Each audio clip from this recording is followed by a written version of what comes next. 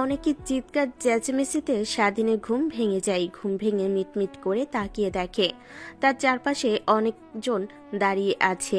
স্বাধীন অবাক হয়ে তাকিয়ে থাকে। তখনই পেছন থেকে কারোর কান্না করার শব্দ হয়।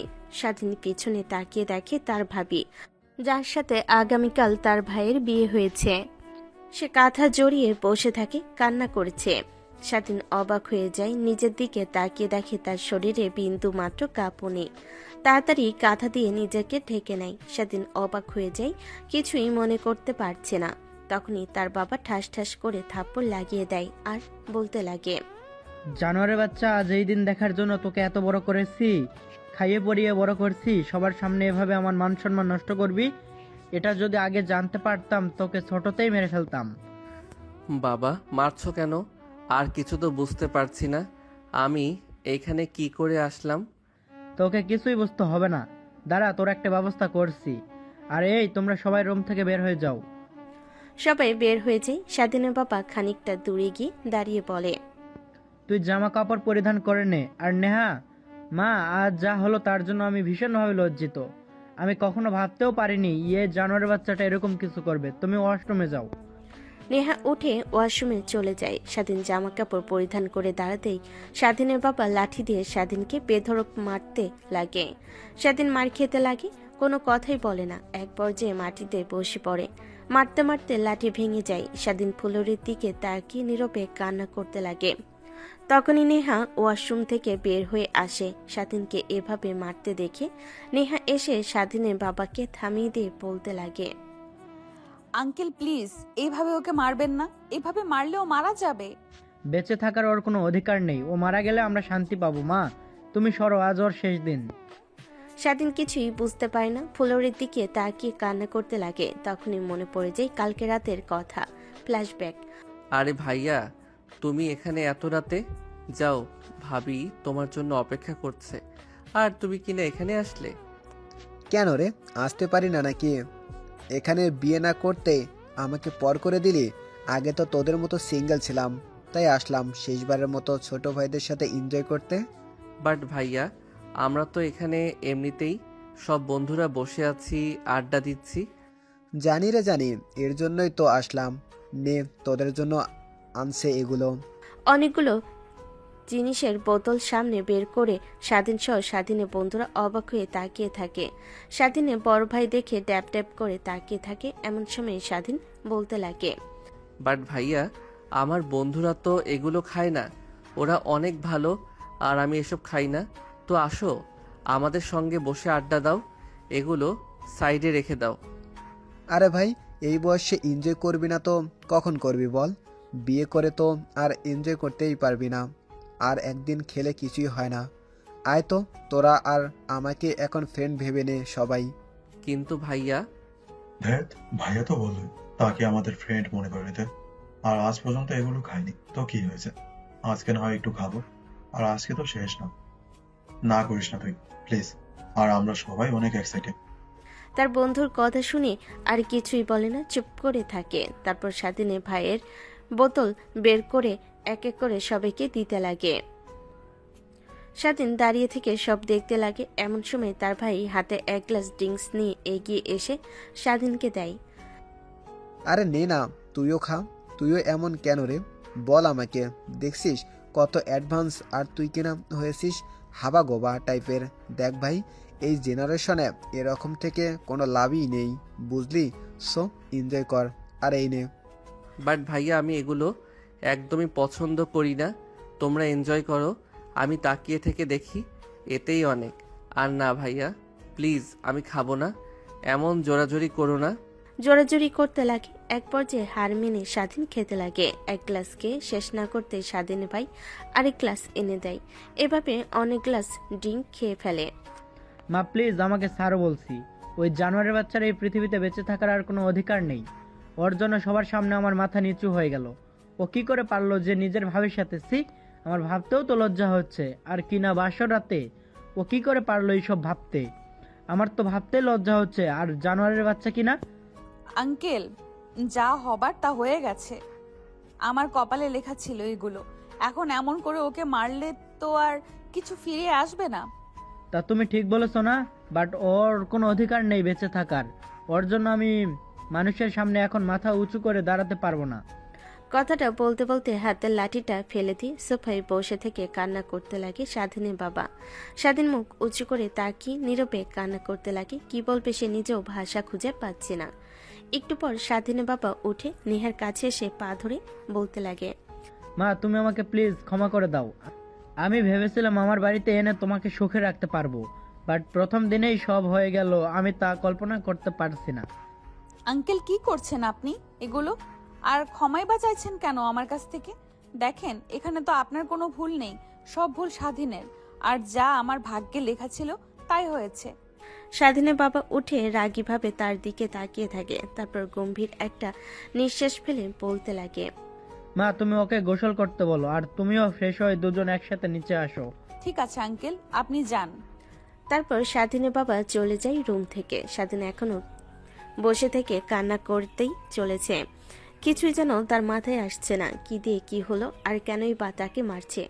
এমন সময় নেহা স্বাধীনের দিকে তাকায়।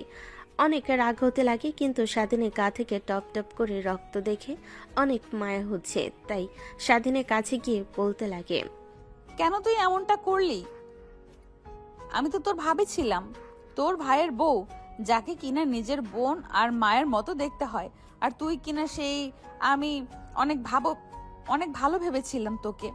নিজের ছোট ভাইয়ের মতো দেখতাম তোকে, অনেক যত্ন করতাম, আদর করতাম। বাট জানতাম না যে তুই আমার দিকে খারাপ ভাবে তাকিয়ে থাকতে সব সময়। আপু প্লিজ বোঝার চেষ্টা করো। দেখো রাতে কি হয়েছে না হয়েছে আমার কিছুই মনে নেই। আর বাবা মা আমাকে মারলো কেন তাও বুঝতে পারলাম না। আর শুধু এতটুকুই দেখে বুঝতে পারলাম আমাকে আর তোমাকে একসঙ্গে দেখে হয়তো তারা ভিন্ন কিছু ভেবেছে। আর আপু প্লিজ ভুল বোঝো না আমাকে, আমি কিছুই বুঝতে পারছি না। সব যেন মাথার উপর দিয়ে যাচ্ছে। প্লিজ বুঝিয়ে বলবে আমাকে। স্বাধীনের কথা শুনে নিহার যেন রাগ মাথায় উঠে যায়। নিজের রাগকে আর কন্ট্রোল করতে না পেরে স্বাধীনের কাছে গিয়ে ঠাস ঠাস করে থাপ্পড় লাগিয়ে দেয়। স্বাধীন মাথা উঁচু করে নেহার দিকে তাকিয়ে থাকে আর বলতে লাগে, হাপু তুমিও? আর কি করেছি আমি? হ্যাঁ, স্বাধীনের কথা শুনে নেহার আরো রাগ হতে লাগে। বেলকনিতে চলে যায়। এমন সময় দরজার শব্দ হয়। স্বাধীন সেই দিকে তাকিয়ে তার বড় ভাই ঠোঁটের কোণে মিষ্টি হাসি বুঝতে পারে না। তখন তার ভাই এসে স্বাধীনের সামনে দাঁড়াতেই স্বাধীন বলতে লাগে, ভাইয়া প্লিজ বিশ্বাস করো আমার কিছুই মনে নেই। আর কি হয়েছে আমি কিছুই বুঝতে পারছি না। প্লিজ অন্তত তুমি আমাকে ভুল বুঝো না। আমি তোকে ভুল বুঝতে যাব কেন? কারণ এইসব প্ল্যান আমারই। আমি তো তোকে প্ল্যান করে এসব করিয়েছি। হা হা হা হা। বুঝলি? এখন বসে থেকে মার খা, এছাড়া আর কি করবি? মানে? তুই হবার পর থেকে আমি দেখছি বাবা মা আমাকে দিয়ে ভালোভাবে তাকাইতো না, ভালোভাবে যত্ন করতো না। যত বড় হয় ততই দেখতাম যে বাবা মা তোকে অনেক ভালোবাসতো, আমাকে তেমন ভালোবাসতো না। তাই তোর উপরে রাগ থেকে গিয়েছে। যত বড় হই তত দিন দিন খারাপ হতে লাগি। বাবা মা আমাকে অনেক বাজে কথা বলতে লাগে, আর তোকে নিয়ে গর্ব করতে লাগে। আমার সহ্য হয় না। তাই এই বিষয়টাকেই আমি মোক্ষম সুযোগ মনে করি। আর আমি উকিলের কাছ থেকে শুনেছি এইসব জমি জমা বাবা তোর নামে লিখে দিতে চেয়েছে। তাই আর বেশি দেরি করিনি, এই বিয়েটাকে আমার প্ল্যানের অংশ বের করি। বাবাকে বিয়ের কথা বললেই নেহার সঙ্গে বিয়ে দেবার কথা বলে। আমি রাজি হয়ে যাই। তারপর আমাদের বিয়ে হয়। বাসঘরে নেহাকে রেখে তোদের কাছে যাই। তোকে মদের মাধ্যমে ঘুমের ঔষধ আর উত্তেজিত হওয়ার ঔষধ খাইয়ে দিই, যেন তুই নিজের ভিতরে না থাকিস। ধীরে ধীরে তোর যখন অবস্থা বেগতিক হয়ে যায় তখন তোকে নিয়ে আমার রুমের মধ্যে ঢুকিয়ে বাইরে থেকে দরজা লাগিয়ে দিই। আসি, তারপর কি হয়েছে সেটা আর না বললাম, কারণ তুই তো জানিস না, শুধু একমাত্র নেহাই জানে। হা হা হা। তার মানে ভাইয়া তুমি তোমাকে তার মানে ভাইয়া তুমি তোমাকে অনেক বিশ্বাস করতাম। আর তুমি কেন এরকমটা করলে? দেখো এর ফল তোমাকে একদিন না একদিন ভোগ করতেই হবে। স্বাধীনের কথা শুনে স্বাধীনের বড় ভাই হাসতে লাগে। হাসতে হাসতে স্বাধীনকে মারতে লাগে। স্বাধীন চুপ হয়ে সবার মার খেতে লাগে। এক পর্যায়ে অজ্ঞান হয়ে ফ্লোরে লুটিয়ে পড়ে। জ্ঞান ফিরতে স্বাধীন দেখে সে এখনও তার ভাইয়ের রুমেই শুয়ে আছে। পাশে তাকিয়ে দেখে তার বাবা মা তার হাত ধরে কান্না করে চলেছে। স্বাধীনের জ্ঞান ফিরতে দেখে সবাই উঠে চলে যেতে যাবে, এমন সময় স্বাধীন শুয়ে থেকে বলতে লাগে, মা, তুমিও আমাকে ভুল বুঝলে। আমি ভেবেছিলাম সবাই ভুল বুঝলেও তুমি আমাকে বুঝতে পারবে। চুপ কর তুই, তোর সাথে কোনো কথা নেই। এই যেই ছেলে নিজের মা বাবার মান সম্মান ধুলোয় মিশিয়ে দিতে একবারও ভাবে না, যে ছেলে তার নিজের ভাবিকে ধর্ষণ করতে পারে, সেই ছেলের কখনো আমার ছেলে হতে পারে না। আর হ্যাঁ, জ্ঞান ফিরেছিস, তোর অপেক্ষায় আছি। সবাই তাড়াতাড়ি গোছল করে নিচে আয়, সবাই বসে আছে। স্বাধীন কিছুই বলে না। তার মা রুম থেকে চলে যায়। স্বাধীন উঠে মুখে হাসি রেখা টেনে ভাবতে লাগে, ভাইয়া যেই খেলা খেলছে এতে মা কেন, স্বয়ং আমিও আমাকে ভুল বুঝাচ্ছি। এখানে মা বাবাকে আর কি দোষ দেব?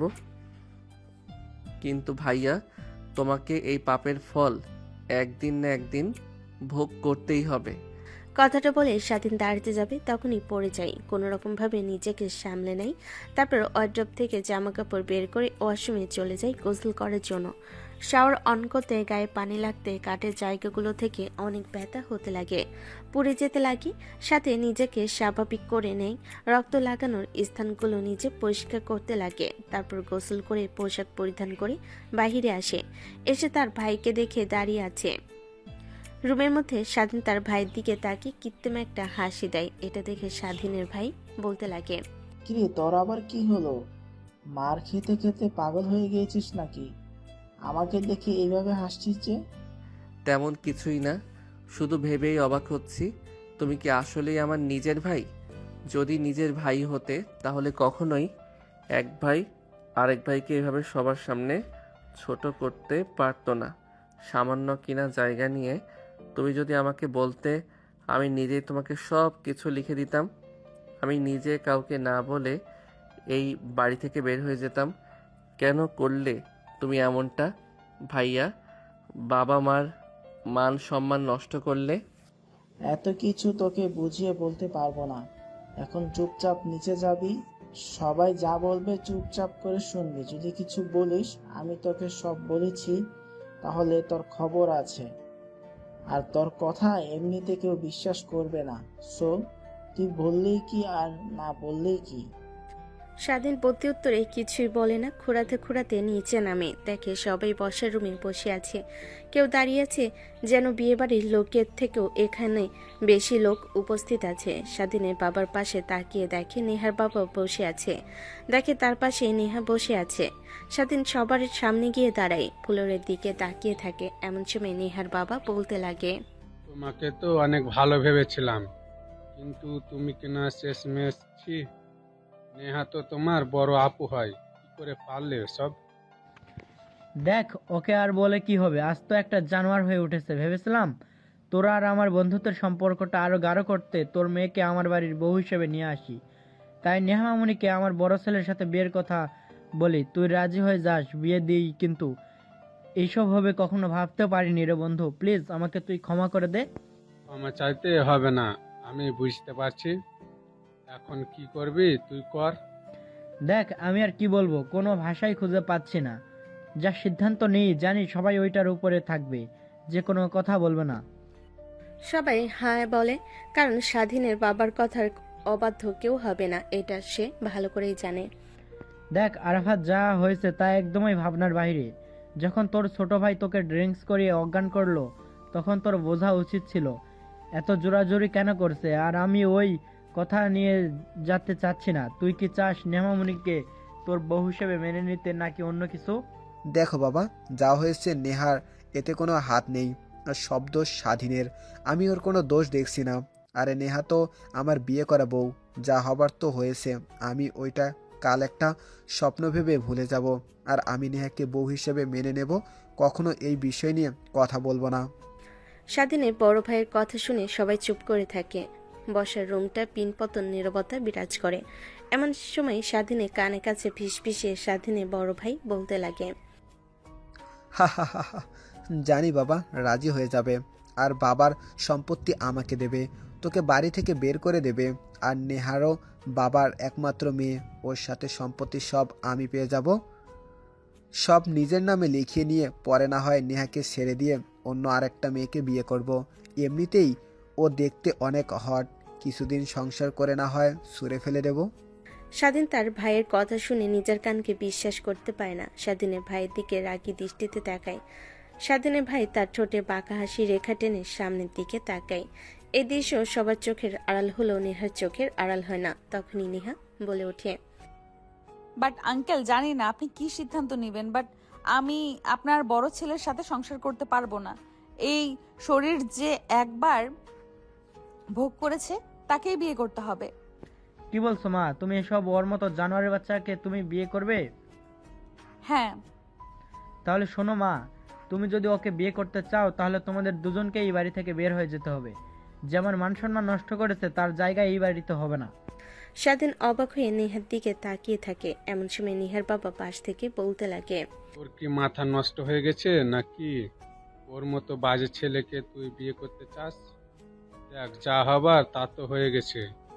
আরাফাত তোকে তো মেনে নিতে চাচ্ছে, তো ওকে ভয় পেতে হবে না। আর আমি আর ওর আঙ্কেল তো আছি। না বাবা, আমি তোমাদের আমার সিদ্ধান্ত বলে দিয়েছি, বাকিটা তোমরা যা ভালো মনে করো। তাই আমি আমার সিদ্ধান্তের উপরে অটুট থাকবো। সবাই কানাঘোষা করতে লাগে, অনেকে অনেক কথা বলতে লাগে। এটা দেখে নেহার বাবা আরো রেগে যায় নেহার উপরে, তাই বলতে লাগে, আচ্ছা ঠিক আছে, তোর যেহেতু এটাই সিদ্ধান্ত, তাহলে শোন, তোকে এই বাড়ি থেকে বের করে দেব। আর আমার বাড়ির দরজা তোর জন্য চিরতরে বন্ধ। কথাটা বলি নেহার বাবা নেহার মায়ের হাত ধরে উঠে বাসা থেকে বের হয়ে যায়। স্বাধীনের বাবা চুপ করে যায়। স্বাধীনের বড় ভাই রেগে বসার রুম থেকে বের হয়ে যায়। নেহা বসে থাকে। স্বাধীন দাঁড়িয়ে আছে ফ্লোরের দিকে তাকিয়ে। নিমিষেই বসার রুমটা খালি হয়ে যায়। স্বাধীনের বাবা কি করবে যেন নিজেই ভেবে উঠতে পারে না। এমন সময় নেহা উঠে স্বাধীনের কাছে আসে। স্বাধীনের হাত ধরতে যাবে, অমনি স্বাধীন নেহার হাত ছেড়ে দেয়। আপু, কি করছেন আপনি? মাথা ঠিক আছে? আপনার এত কিছু হয়ে যাওয়ার পরও ভাইয়া আপনাকে মেনে নিতে চাচ্ছে, আর আপনি কি না? তুই চুপ থাক, তুই কোনো কথাই বলবি না। আর চল আমার সাথে, এখানে থাকতে হবে না। কিন্তু কোথায় যাব? একটা না একটা ব্যবস্থা হয়ে যাবে। আমাদের এখন চল এখান থেকে। আর আঙ্কেল আসছি, আমাদের জন্য দোয়া করবেন। স্বাধীনের বাবা বলতে কেউ কিছু বলতে পারে না। আর কি বা বলবে? সে এত কিছু হয়ে যাওয়ার পরও যে নেহা এভাবে স্বাধীনকে মেনে নেবে কখনো ভাবতে পারেনি। স্বাধীন অবাক হয়ে যাচ্ছে। বাসার বাহিরে আসতে নেহার হাত স্বাধীন ছেড়ে দিয়ে বলতে লাগে, বাট আমি আপনাকে বিয়ে করতে পারবো না। যা হওয়ার তা হয়েছে, ওইটা ভুল মনে করবেন। আর হ্যাঁ, আমি সব ইচ্ছা করে করেছি। আপনার দিকে আমার অনেক আগে থেকেই লালসার দৃষ্টি ছিল, তাই নিজেকে আর বউ সাজে আপনাকে দেখে কন্ট্রোল করতে পারিনি।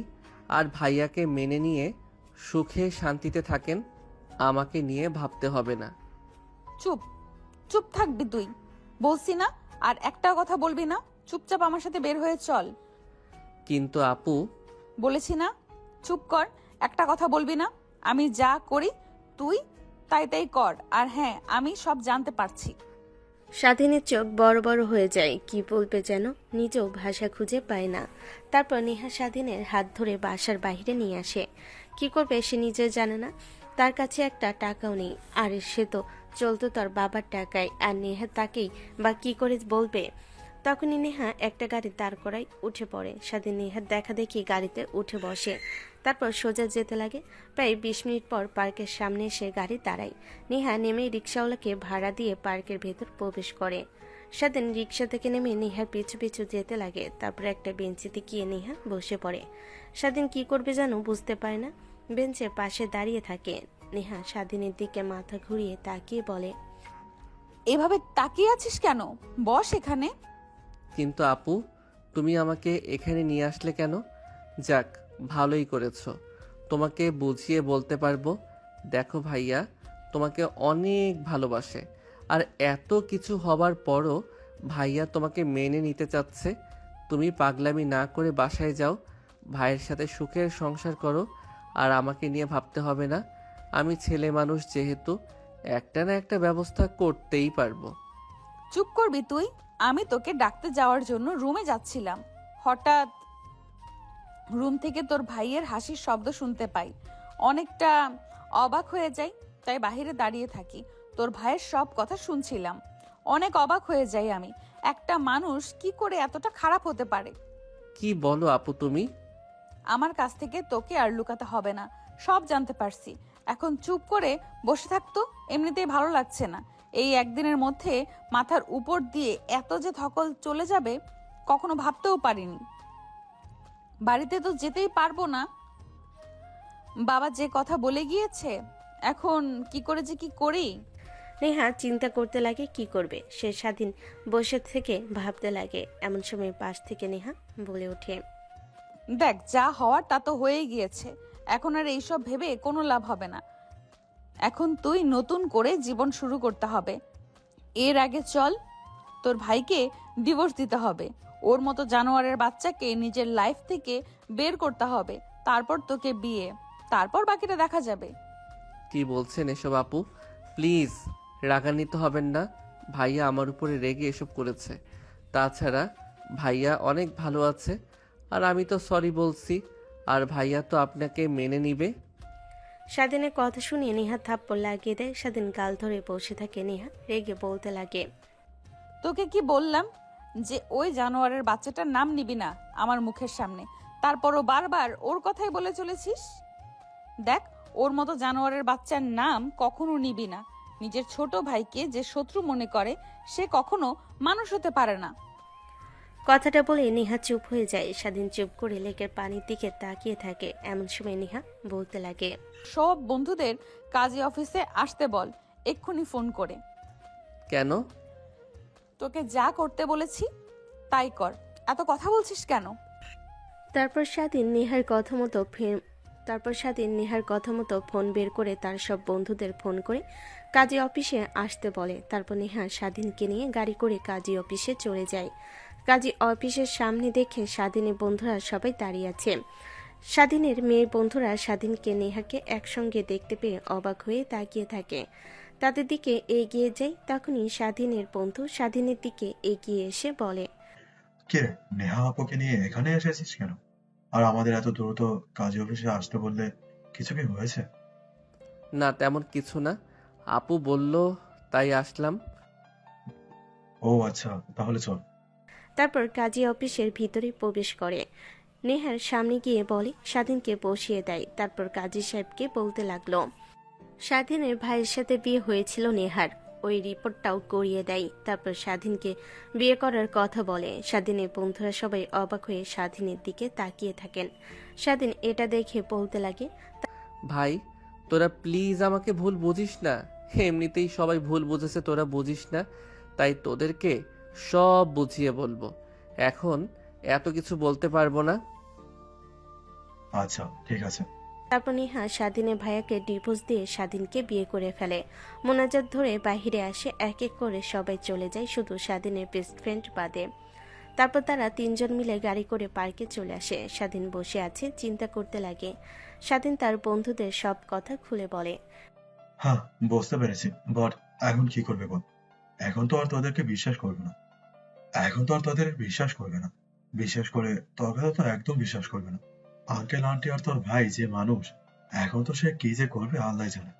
আর নেহা আপুর মা বাবা যেভাবে বলে গেছে তারাও মেনে নেবে না। তাহলে একটা কাজ কর, আমাদের তো একটা ফ্ল্যাট ফাঁকাই আছে, কেউ থাকে না, বাবাকে বললে ভাড়াও দেয় না, তো তোরা এখানে দুজন উঠে যা। কিন্তু কি করি বল, আমরা তো দুজনের কেউ কাজ করি না, আর তোর ফ্ল্যাটে উঠলে টাকা দিতেও পারবো না। বাদ দে ভাই। শালা, তুই কি আমাদের পর মনে করিস নাকি? তোর কাছ থেকে কি টাকা চেয়েছি? তুই এমনিতেই আমাদের বাসায় থাকবি, তোকে কোনো ভাড়া দিতে হবে না। স্বাধীনকে মারতে লাগে তার বন্ধু। তারপর তিনজনে মিলে চলে যায় ফ্ল্যাটে। স্বাধীনকে চাবি দিয়ে রুমে সবকিছু দেখিয়ে দেয়। কিছুক্ষণ স্বাধীনের বন্ধু তাদের দুজনের সঙ্গে আড্ডা দিয়ে চলে যায়। সন্ধ্যা হলে অনেক ক্ষুধা লাগে। স্বাধীন কি করবে বুঝতে পারে না। নেহল যে কিছু বলবে তারও সাহস করে উঠছে না। রুমে বসে থেকে ফোন দেখছে। এমন সময় নেহা এসে বলে, না, তেমন কিছু না, আপু বলল তাই আসলাম। এই নে টাকা, এই টাকাগুলো দিয়ে বাজার করে নিয়ে আসবি। আর তোর মোবাইলে একটা SMS করে দিচ্ছি, ওইটা ফার্মেসিতে দেখলে তোকে দিয়ে দিবে, ওইটা নিয়ে আসবি। ঠিক আছে আপু। তারপর নেহা স্বাধীনকে বেশ কিছু টাকা দিয়ে দেয়। স্বাধীন বাজার করে ফার্মেসিতে গিয়ে মোবাইলটা দেখালে ফার্মেসি থাকা ডাক্তারটা হেসে ওঠে। নতুন বিয়ে করেছো বুঝি, তাই না? তাই তো এভাবে শরম পেয়েছে। বলতে একটাই SMS করে তোমাকে বলে দিয়েছে। হ্যাঁ তা ঠিক, বাট আপনি কি করে বুঝতে পারলেন আঙ্কেল? বুঝতে হবে না বাবা, তোমাদের মতো এই বয়সটা আমরাও পার করে এসেছি, তাই সবই বুঝতে পারি। আচ্ছা, এই নাও। তারপর চলে আসে, রিক্সা নিয়ে সোজা বাসে চলে আসে। দরজায় কলিং বেল দিতেই নেহা দরজা খুলে দেয়। স্বাধীনের হাত থেকে বাজার ব্যাগগুলো নিয়ে নেয়। স্বাধীন রুমে চলে যায়। তারপর তার বন্ধুদের সঙ্গে কথা বলতে লাগে। রাত হলে স্বাধীনকে নেহা খাবার খাওয়ার জন্য ডাকে। স্বাধীন খাবার টেবিলে গিয়ে বসে পড়ে। নেহা খাবার বেড়ে দেয়। স্বাধীন খাবার খেতে খেতে বলতে লাগে, আপু, তুমি এত সুন্দর রান্না করতে পারো তা তো আগে কখনো বলনি। সময় হয়ে ওঠেনি যে বলবো তোকে। এখন চুপচাপ করে খাবার খা, আর খাবার খাওয়ার সময় মোবাইল চালাতে হয় না, এটা রেখে দে। স্বাধীন মোবাইল সাইডে রেখে খাবার খেতে লাগে। খাওয়া শেষ হলে হাত ধুয়ে রুমে চলে আসে। একটু পর নেহা সবকিছু গুছিয়ে রুমে খাটের উপর বসে পড়ে। তখনই স্বাধীনকে উদ্দেশ্য করে বলতে লাগে, দেখি তোর মোবাইলটা একটু দে তো। সেই দেখছি বাজার থেকে আসার পর থেকেই মোবাইল নিয়ে পড়ে আছিস। কার সাথে এত কথা বলছিস, মেসেজ করছিস, মিটিমিটি হাসছিস? না না, ফোন দিতে পারবো না। ফোন একজনের পার্সোনাল বিষয়, তা তোমাকে কেন দিতে যাব? আমার কাছে পার্সোনাল বলা হচ্ছে, তাই না? আমি তোর বিয়ে করা বউ, আমার কাছে পার্সোনাল বলতে কোনো কিছুই যে নেই। চুপচাপ ফোন দিতে বলেছি, দে, না হলে তোর খবর আছে। না না আপু, দিতে পারবো না। আর কিসের বউ? হ্যাঁ, আমি কি তোমাকে মেনে নিয়েছি? আর তুমি তো সব জানো, জানার পরেও কেন আমাকে জোর করে বিয়ে করলে? হ্যাঁ, এসব তো ভাইয়ের একটা চাল ছিল। তুমি তো চাইলেই ভাইকে ডিভোর্স দিয়ে নিজের মতো করে জীবনযাপন করতে। কেন আমাকে বিয়ে করলে? হ্যাঁ, নেশা করে হোক আর যেভাবেই হোক, তুই আমাকে ধর্ষণ করেছিস, তো তোকে পাপিষ্ঠ দেহ ভোগ করতে হবে। কেন অন্য কেউ এই দেহ ভোগ করবে? তাই তোকেই বিয়ে করেছি। আর হ্যাঁ, ফোন চাইছি, দে, না হলে যে কি করব তা বলে বোঝাতে পারবো না। স্বাধীন দিতে রাজি হয় না। নেহা জোরাজুরি করতে লাগে। এক পর্যায়ে নেহা স্বাধীনের উপর উঠে পড়ে, জোরাজুরি করতে লাগে। জোরাজুরি করতে করতে নিজের অজান্তেই অনেকটা কাছে চলে আসে। নেহা শাড়ির আঁচল বুক থেকে সরে যায়, সেই দিকে কোনো ভ্রুক্ষেপ নেই। স্বাধীনের উপর উঠে মোবাইল নেবার জন্য চেষ্টা করতে লাগে। হঠাৎ খেয়াল হলে নেহা স্বাধীনের হাত থেকে ফোন কেড়ে নিয়ে নিজেকে স্বাভাবিক করে নেয়।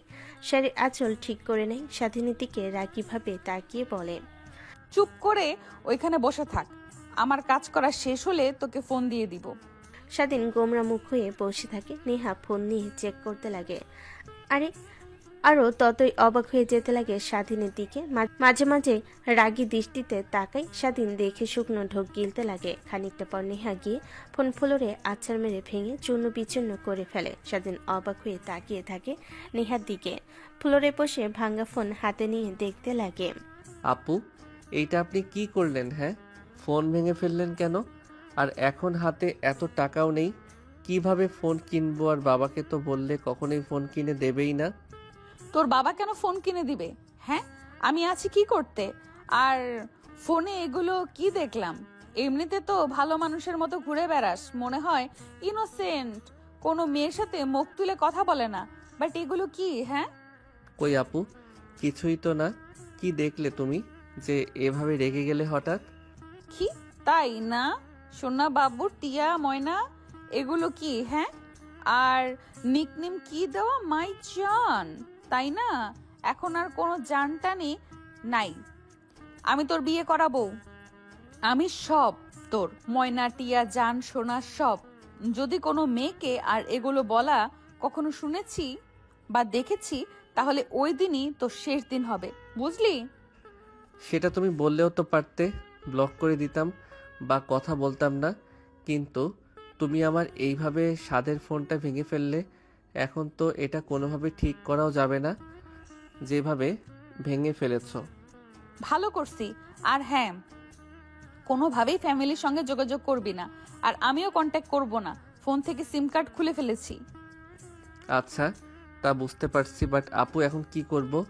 ঢাকায় চলতে হলে অনেক অনেক টাকা লাগে, আর আমি তো কাজ করি না, তুমিও তেমন কোনো কাজ করো না, তাহলে কিভাবে কি হবে? আর বারবার আঙ্কেল যেভাবে রেগে আছে আমাদের, তা কখনোই মেনে নেবে না। তোকে তা নিয়ে ভাবতে হবে না। আপুর কোম্পানিতে আমার শেয়ার আছে, ইভেন আমি সব দেখাশোনা করি। আর বাবা কখনো আমাকে বের করে দিতে পারবে না। ওই কোম্পানির 60% শেয়ার আছে আমার নামে। তো তুই তোর মতো লেখাপড়া কর, যখন যা লাগে আমাকে বলবি। বাট হ্যাঁ, একটা কথা, কোনো মেয়ের দিকে তাকাবি না। যদি আমি দেখেছি তাহলে তোর খবর আছে কিন্তু। আচ্ছা, ঠিক আছে। স্বাধীন বেলকনিতে চলে যায়। নেহা তার ব্যাগ থেকে ল্যাপটপ বের করে অফিসের কাজ করতে লাগে। স্বাধীন একটু পর রুমে এসে নেহাকে কাজ করতে দেখে রুম থেকে বের হতে যাবে, তখনই নেহা বলতে লাগে, কোথায় যাচ্ছিস তুই? হ্যাঁ, কোথায় আর যাবো আপু, রুমে যাচ্ছি, অনেক ঘুম পেয়েছে, ঘুমানোর জন্য। পাশের রুমে যেতে হবে না, এখানে আয়, এখানে শুয়ে পড়, আমার কোনো অসুবিধা নেই। না আপু, রাতে যদি আবার ভুল করে তোমার উপরে পা উঠিয়ে দেই বা যদি জড়িয়ে ধরি, তবু আবার তো তুমি আমাকে ভুল বুঝবে না? না, আমি পাশের রুমেই ঠিক থাকতে পারবো। স্বাধীনের কথা শুনে নেহা হেসে ফেলে। স্বাধীন হতভম্ব হয়ে নেহার হাসি দেখতে লাগে, তখনই নেহা বলতে লাগে, দেখ, মাথায় রাগ উঠিয়ে দিস না। আমি একা থাকতে ভয় পাই, আর এত বড় ফ্ল্যাটে কিনা দুজন মানুষ, তাও তুই থাকবি অন্য রুমে, ভয় পাবো। তুই পাশে শুয়ে থাকতে পারবি, মাঝখানে নিয়ে কোলবালিশ রেখে দেব, আর তাতেও যদি না হয় তাহলে তুই সোফায় কিংবা ফ্লোরে শুয়ে পড়। কথাটা বলে নেহা পুনরায় কাজ করতে লাগে। স্বাধীন নেহার কথা মতো তার পাশে শুয়ে পড়ে, মাঝখান দিয়ে কোলবালিশ রেখে দেয়, কাঁথা গায়ে দিয়ে ঘুমানোর চেষ্টা করে। এক পর্যায়ে ঘুমিয়ে পড়ে নেহা। অফিসের কাজ শেষ করে ল্যাপটপ সাইডে রেখে ঘুমাতে যাবে, এমন সময় স্বাধীনের দিকে চোখ যেতে নেহা এক দৃষ্টিতে তাকিয়ে থাকে। মাঝখান থেকে কোলবালিশ ফেলে দিয়ে স্বাধীনের কাছে গিয়ে স্বাধীনের বুকে মুখ গুজে দিয়ে ঘুমিয়ে পড়ে। পরের দিন সকালবেলা স্বাধীন ঘুম থেকে উঠে বুকের উপর ভারী কিছু অনুভব করে মিটমিট করে তাকিয়ে দেখে নেহা তাকে শক্ত করে জড়িয়ে ধরে ঘুমিয়ে আছে। স্বাধীন কি করবে বুঝে উঠতে পারে না, তখনই নেহা নড়ে চড়ে ওঠে। স্বাধীন ঘুমের অভিনয় করে চোখ বন্ধ করে থাকে। নেহা ঘুম থেকে উঠে নিজেকে স্বাধীনের বুকের উপর আবিষ্কার করে মুখ উঠিয়ে স্বাধীনের দিকে তাকিয়ে মনে মনে ভাবতে লাগে, নেহা, কি করছিস তুই এগুলো? আর ও তোর ছোট ভাই, যা করেছে ও নিজের মধ্যে ছিল না, তাহলে কেন ওর উপর এত না আর এত কিছু ভাবতে পারবো না? ও তো আমার বিয়ে করা স্বামী। সো সব কিছু এখন থেকে ওই আমার যা হয়ে গেছে তো হয়ে গেছে, এইসব নিয়ে ভেবে কোনো লাভ নেই। কথাটা বলে উঠে নিজেকে স্বাভাবিক করে স্বাধীনের গালে কিস করে ওয়াশরুমে চলে যায়। স্বাধীন অবাক হয়ে যায়। নেহা চলে যেতে স্বাধীন মিটমিট করে তাকে হাত দিয়ে গাল মুছতে লাগে আর বলতে লাগে, এনার আবার কি হলো, এমন করছে কেন? আল্লাহ জানে কপালে আর কি কি শনি আছে। কথাগুলো ভাবছিল বসে থেকে। হঠাৎ দরজার কলিং বেলের শব্দ হয়। স্বাধীন অবাক হয়ে যায়, এত সকালে কে বা আসবে। উঠে গিয়ে দরজা খুলে দিয়ে তার বন্ধুকে দেখতে পায়। আরে সজীব, তুই? আর এত সকালে? শালা এসেছি। আর কি সাথে দেখ, কয়বার ফোন করেছি, ফোন রিসিভ করছিস না কেন? বন্ধ দেখেছে, রাতে থেকে ফোন করে চলছি, বাট তোর কোনো তো রেসপন্সই নেই। ভাবলাম আবার উল্টাপাল্টা কিছু হলো নাকি, তাই সকাল হতে চলে আসলো। কিন্তু কে জানে যে তুমি রোমান্স নিয়ে ব্যস্ত, ফোনের দিকে কোনো প্রক্ষেপ নেই। মানে কি বলছিস তুই? আমি যা বলছি আয়না গিয়ে তাকালেই দেখতে পাবো। এখন সর আমার সামনে থেকে, ঠিক মতো রাতে ঘুমাতেও পারিনি। কথাটা বলে স্বাধীনের বন্ধু ভিতরে চলে যায়। স্বাধীন দরজা লাগিয়ে দিয়ে রুমে চলে আসে। আয়নার সামনে দাঁড়াতে অবাক হয়ে যায়, তার গালে এখনো লিপস্টিকের দাগ লেগে আছে। হাত দিয়ে মুছতে লাগে কিন্তু মুছে না। তখনই নেহা ওয়াশরুম থেকে বের হয়। স্বাধীনকে আয়নার সামনে দাঁড়িয়ে গাল ডলতে দেখে হাসি দিয়ে বেলকনিতে চলে যায়। অন্যদিকে স্বাধীন বিড়বিড়িয়ে বলতে লাগে, এনার আবার কি হলো আল্লাহ জানে, কি যে হয়, বাট সব কিছুই মেনে নেবে কে জানে। কথা ভাবতে লাগে আর হাত দিয়ে গাল ডলতে লাগে। লিপস্টিক উঠছে না দেখে অনেক রাগ হতে লাগে। হাল ছেড়ে দিয়ে পেছনে ঘুরে তাকিয়ে দেখে নেহাকে। বেলকনিতে দেখতে পায় দাঁড়িয়ে আছে। স্বাধীন কিছু না বলে ব্যাগ থেকে জামা কাপড় বের করে ওয়াশরুমে চলে যায় গোসল করার জন্য। গোসল করে বাইরে এসে দেখে নেহা রুমে নেই। বসার রুম থেকে হাসির শব্দ শুনতে পাই। স্বাধীন পরিপাটি হয়ে বসার রুমে এসে দেখে নেহা আর তার বন্ধু বসে গল্প করছে আর হাসাহাসি করছে। স্বাধীন দরজা থেকে দাঁড়িয়ে নেহাকে স্বাভাবিক দেখে অবাক হয়ে ভাবতে লাগে। কে বলবে এই মেয়েটার কালকে বিয়ে হয়েছিল আর ধর্ষিতার শিকার হয়েছিল, তাও আবার আমার কাছ থেকে। আজকে দেখে এতটা স্বাভাবিক। এখানে দাঁড়িয়ে আছিস কেন? হাঁদারামের মতো এদিকে এদিকে আয়। তারপর স্বাধীন তাদের সাথে গিয়ে বসে পড়ে আড্ডা দিতে লাগে। অনেকটা সময় পার হয়ে যায়। তখনই স্বাধীনের বন্ধু বলতে লাগে, আপু অনেক ক্ষুধা লেগেছে, আর এত সকালে তো কোনো হোটেল খোলা পাবো না। রাতে এত করে ফোন করলাম, পেলাম না, তাই চিন্তাতেই ঠিক মতো খেতেও পারিনি। আগে বলবে না তুমি? আচ্ছা বসো, আমি একটু আসছি, তোমাদের জন্য খাবার রান্না করে নিয়ে আসি। না না আপু, আপনাকে কষ্ট করতে হবে না, আমি অনলাইনে অর্ডার করে দিচ্ছি। না হলে স্বাধীন রান্না করবো, জানেন ও অনেক ভালো রান্না করতে পারে। স্বাধীনের বন্ধুর কথা শুনে নেহা অবাক হয়ে স্বাধীনের দিকে তাকায়। কি বা রান্না করতে পারে? পারে মানে জানেন না তাহলে? কত রেস্টুরেন্টে কাজ করেছে, পার্ট টাইম আঙ্কেলের কাছ থেকে টাকা নিতে ওর কেমন যেন লাগে। তার রেস্টুরেন্ট অনেক মাস কাজ করেছে। আঙ্কেল জানতে পেরে ওর সাথে রাগারাগি করলে আর কাজ করে না সে থেকে। অনেক ভালো রান্না করতে পারে। আমি তো ওর বাসায় গেলে ওর হাতের খাবারই খাই, আন্টির হাতে তো খাই না বললেই চলে। এভাবে অবাক হয়ে তাকিয়ে দেখছিস কিরে? যা রান্না করতে যা। স্বাধীন ছোট বাচ্চাদের মতো উড়ে পড়ে কিচেন রুমে গিয়ে রান্না করতে লাগে। অন্যদিকে নেহা বলতে লাগে, এইভাবে বললে কেন তুমি ওকে? এমনিতে ছেলেটার উপর যে ধকল গেছে, কালকে আঙ্কেল আর ওর ভাই অনেক মেরেছে, আমার অনেক কষ্ট হয়েছিল, কিন্তু রাগ হচ্ছিল। পরে এখন সব জানতে পারি, দরজা পেছন থেকে লুকিয়ে, তখন সব রাগ ভালোবাসায় পরিণত হয়। তোমাকে একটা কথা জিজ্ঞেস করি, দেখো তুমি আমাকে নিজের আপন মনে করে বলো, ও কি কোনো মেয়ের সাথে রিলেশনে আছে? মানে আপু, দেখো ভয় পেতে হবে না, যা সত্যি তাই বলো। কোনো মেয়ের সাথে রিলেশনশিপে আছে কি না? ওর মোবাইল ফোন দেখে এমন কিছু বুঝতে পারলাম তো, তাই রেগেই মোবাইল ফোন ভেঙে ফেলেছি। স্বাধীনের বন্ধু কি বলবে বুঝতে পারে না, থতমত খেয়ে যায়। আমতা আমতা করে বলতে লাগে, না মানে আপু, ওই মেয়েটাকে তেমন ভালোবাসে না, ওই মেয়েটাই ওর জন্য পাগল। ওই মেয়েটা স্বাধীনের পেছনে অনেক ঘোরাঘুরি করে, স্বাধীন পাত্তাই দেয় না। কিন্তু কিন্তু কি চুপ হয়ে গেলে যে? দেখো সব সত্যি বলো, এতে স্বাধীন আর আমার জীবনের ভালোই হবে, যদি সত্যিটা জানতে পারি। না মানে আপু, স্বাধীন ওই মেয়েটাকে ভালোবাসে, বাট কিছুই বলছে না। ও লেখাপড়ায় সমস্যা হবে, পরীক্ষা শেষ হলে অ্যাকসেপ্ট করবে, এতটুকু আমাকে ও বলেছে। এই করেছে যে ওই মেয়েটার সাথে নাকি কথা বলে, বাট ফ্রেন্ড হিসাবে, এ থেকে বেশি কিছু না। স্বাধীনের বন্ধুর কথা শুনে নেহা অবাক হয়ে যায়। নিজেকে সামলে নিয়ে বলতে লাগে, আচ্ছা ঠিক আছে, আর আমি যে তোমাকে সবকিছু জিজ্ঞেস করেছি, ওকে এগুলো একদমই বলবে না। আর তুমি এখানে বসো, আমি যাই, ওর সাথে হেল্প করি। কি বলে ছেলে মানুষ, আর কেমনই বা রান্না করে। নেহা উঠে কিচেন রুমে চলে যায়। দেখে স্বাধীন রান্না করতেছে মন দিয়ে। নেহাকে দেখতে পেয়ে স্বাধীন তাকিয়ে বলে, আপু তুমি এখানে? হ্যাঁ আসলাম দেখার জন্য কেমন রান্না করিস। তোর বন্ধুর কাছ থেকে তো অনেক কিছু জানতে পারলাম, তাই দেখার জন্য আসলাম আর কি। খাবারের গ্রান কিন্তু অনেক সুন্দর বের হচ্ছে। হ্যাঁ, আমি রেস্টুরেন্টে কাজ করেছি তো, তাই টুকটাক রান্না করতে পারি। কিছু মনে না করলে একটা কথা বলতাম। স্বাধীনের প্রশ্ন শুনে নেহা তাকিয়ে চোখের ইশারা দিয়ে বলে স্বাধীন বলতে লাগে, তুমি আমাকে রাতে কিস করেছিলে তাই না? স্বাধীনের কথা শুনে নেহা চোখ বড় বড় করে স্বাধীনের দিকে তাকায়। স্বাধীন ভয় পেয়ে আমতা আমতা করে বলতে লাগে, না মানে আপু, সকালে ঘুম থেকে উঠে গালে লিপস্টিকের দাগ দেখলাম, তাই আর কি ভাবলাম কোথা থেকে আসবে। তুমি হয়তোবা কিস করেছো, না হলে তো আর জিন পরি এসে লাগিয়ে দিয়ে যায়নি। হবে হয়তোবা। আচ্ছা তুই এখন যা, আমি রান্না করছি, বাকিটা তুই গিয়ে সজীবের সাথে আড্ডা দে। স্বাধীন আর কোনো কথা না বলে কিচেন রুম থেকে বের হয়ে আসে। একটা হাসি দিয়ে রান্না করতে লাগে।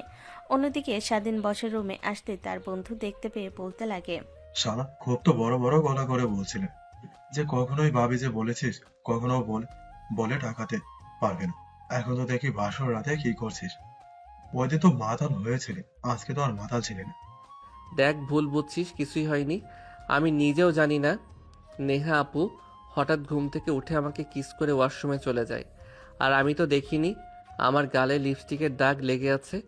যদি দেখতে পারতাম তাহলে তোর সামনে কি কখনো নাকি। হ্যাঁ ভাই হ্যাঁ, সব জানি জানি, আর কিছু বলতে হবে না। আরে কি শুরু করলে তুমি আর নিজেদের মধ্যে? না মানে আপু, কিছুই না। এ শুধু আমাকে নিয়ে খেপাচ্ছে, তাই রেগে। আরে ভাই আপু আর বলিস না, বিয়ে করা বউ এখন বউ বলে ডাকে, বিয়ে করা বউ এখন বউ বলে ডাকে। আপু বলে ডাকলে তোকে লোক সমাজে গালাগালি কেউ। স্বাধীনেরও রাগ হতে লাগে।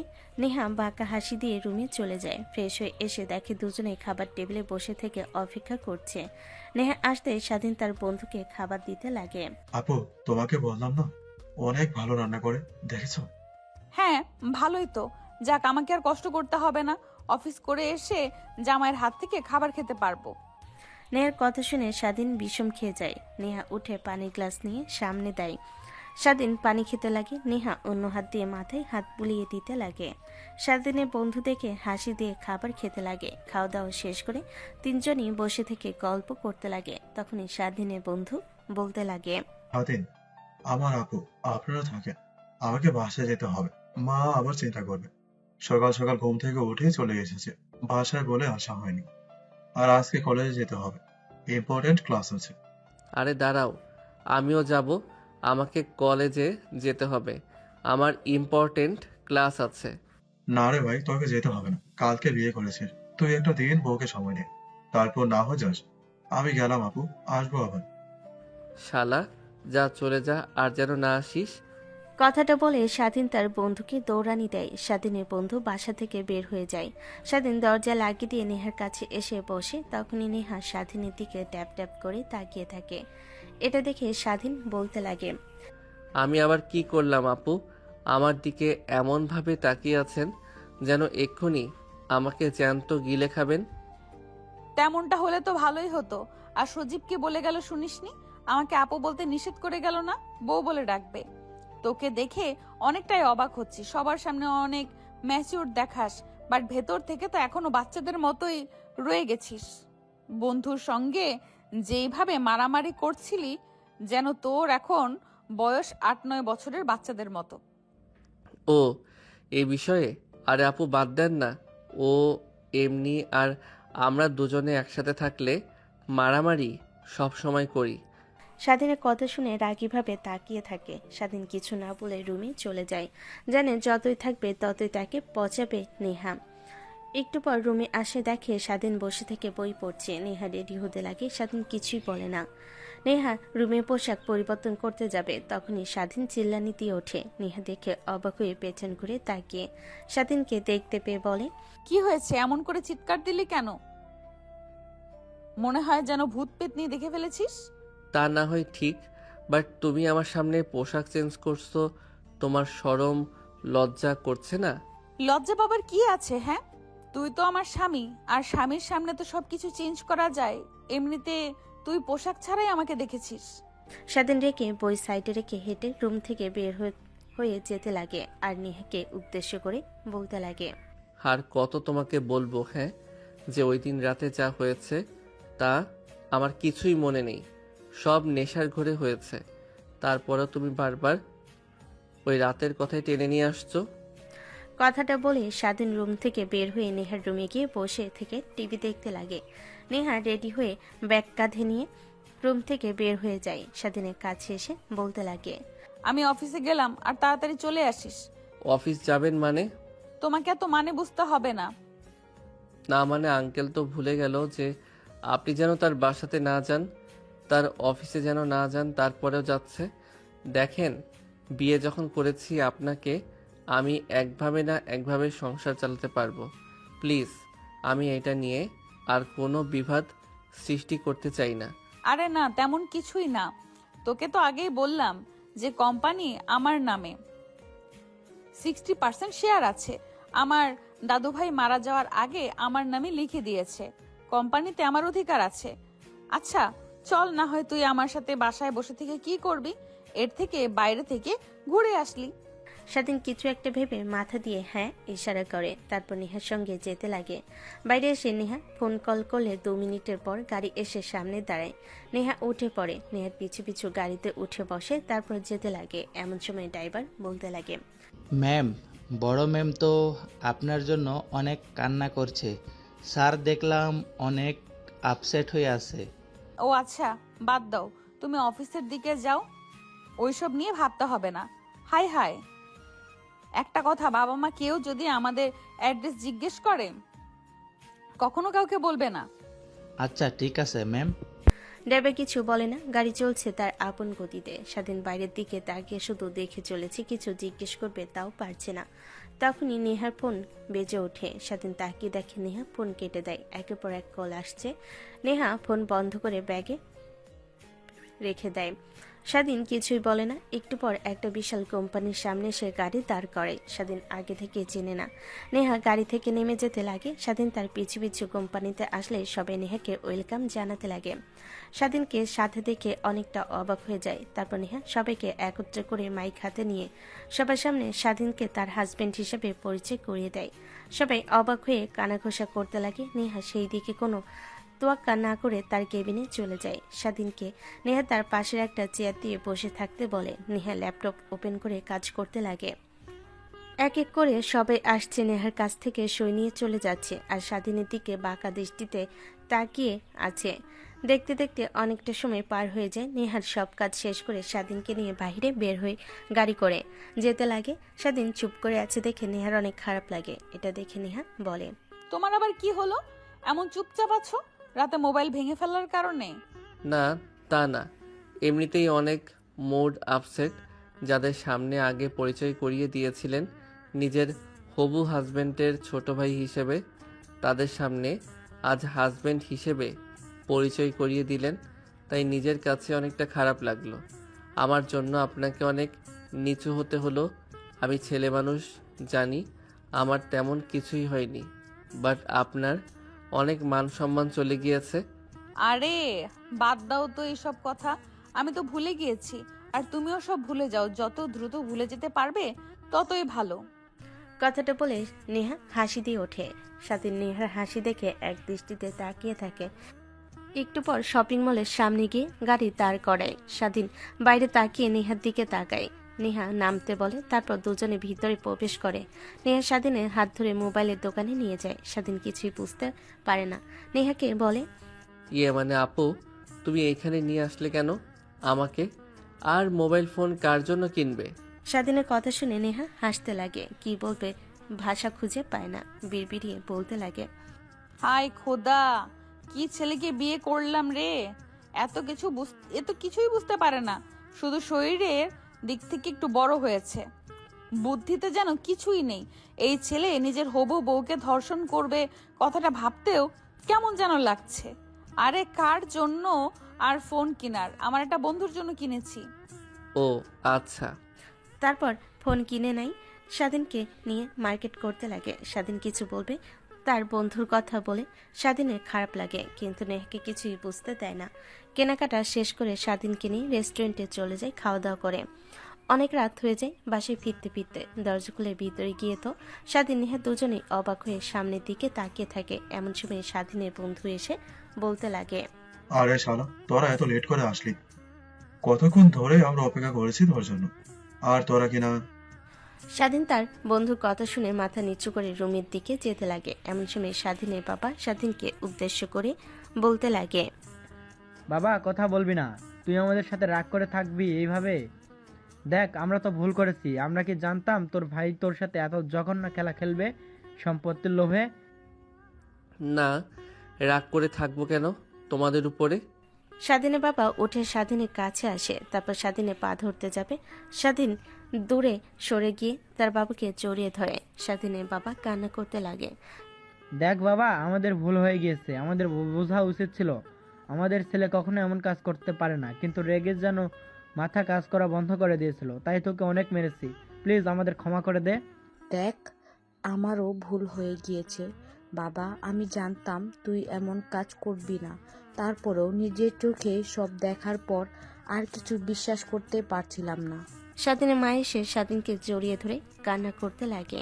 নেহার বাবা মা এসে স্বাধীনের কাছে ক্ষমা চায়। স্বাধীন যেন কিছুই বুঝতে পারে না, তার বন্ধুর দিকে তাকায়। স্বাধীনের বন্ধু মুচকি একটা হাসি দেয়। স্বাধীন বুঝতে পারে সব এর কাজ। তারপর সবাই বসে কুশল বিনিময় করতে লাগে। নেহা অবাক হয়ে যায়। তারপর দুজনে ফ্রেশ হওয়ার জন্য রুমে আসে। নেহা অবাক হয়ে স্বাধীনের দিকে তাকিয়ে আছে। কি হলো এগুলো? আর বাবা মাকে কি ভাই বলল? আর আমরা এখানে আছি একমাত্র তো সজীব ছাড়া কেউ জানে না। তার মানে কি সজীবের সব? এমন সময় স্বাধীনের বন্ধু দরজার কর্নারে স্বাধীনকে আসতে বললে দেখে তার বন্ধু। তার মানে তুই এসব করেছিস? হ্যাঁ, আমিই করেছি তোদের দুজনকে এভাবে কষ্ট পেতে দেখে। আমার ভালো লাগছিল না, তাই আঙ্কেল আন্টিকে গিয়ে